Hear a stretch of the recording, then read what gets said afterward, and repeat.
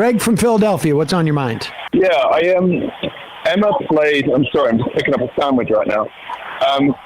Emma played a clip from Barnaby Rainer, I think, yesterday.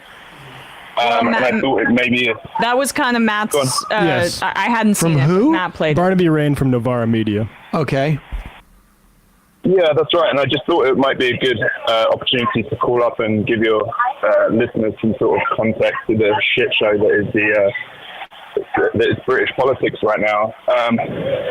Keir Starmer's reaction to Israel has been sort of morally bankrupt, and he's had his stooges go on TV, and has had David Lammy, who works in some capacity with Obama, come on an interview and say, I want to be foreign minister one day, and I need to be neutral on this stuff, while at the same time refusing to accept that collective punishment is a war crime.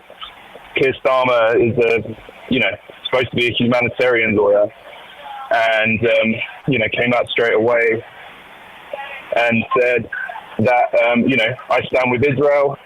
They have the right to defend themselves in whichever way they choose. Keir Starmer is obviously got into power through Labour by kind of making these 10 pledges, and he's sort of systematically dropped those pledges as time has gone on. He made those 10 pledges because he knew that would give him the support of the left. He's dropped those pledges. He's sort of kind of morally bankrupt, and he's actually kind of been embarrassed at this point now because, he's actually, I think he's been surprised by the sort of conciliatory tone that Biden, obviously not adequate, has taken, and has had to sort of like rein that back a little bit. But I just wanted to sort of, I think pull up maybe Matt's criticism of Novara by saying that they're not being courageous enough on Palestine.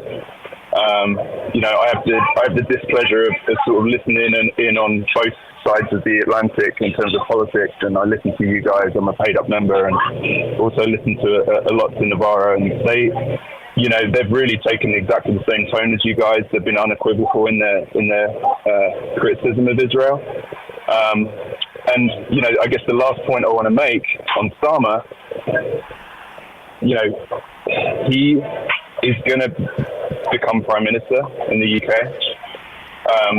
He's going to come in because everyone's sick of the Tories, the 12 years of Tory rule. But he's going to come in on a pledge that we're not going to be as bad as the other guys.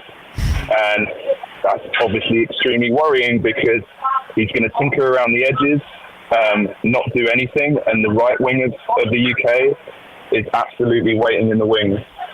So when he gets into power and does absolutely nothing, we're going to have a very scary situation in the UK. So really, really, really dislike Starmer.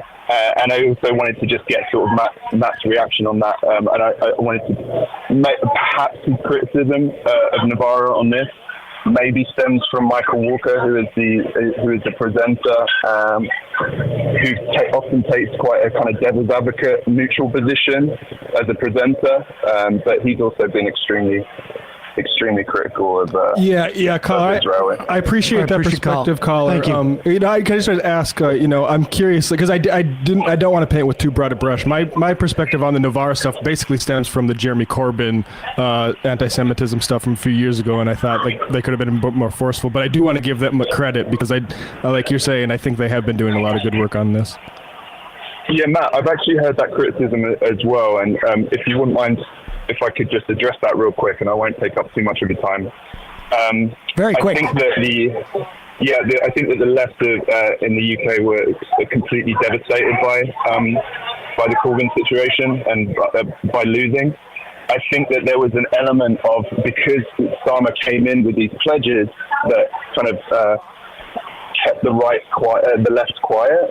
I think there was an element of like, all right, let's give this guy a chance. I think that's possibly the reason why they were slightly less critical of Starmer from the start. Gotcha. Very, very critical of the way that he's purged the left, and yeah, everyone is, believe me, everyone is absolutely devastated and still hurting from the Corbyn loss. All right. Appreciate the call. Thanks. Thank you. Thank you. People writing in, that's a very strange Philadelphia accent. Yeah, it was great to hear from him on that, even though his phone was a little bit noisy. But it does seem like Labor is in a much worse position than the Democratic Party. On a lot of these debates, whether it's the trans stuff or Israel-Palestine. They were successful in beating back the left with the Corbyn expulsion. And a lot of expulsion of a lot of other people on this what we were talking about, the European Commission on Human Rights, which conflates criticism of Israel with anti-Semitism.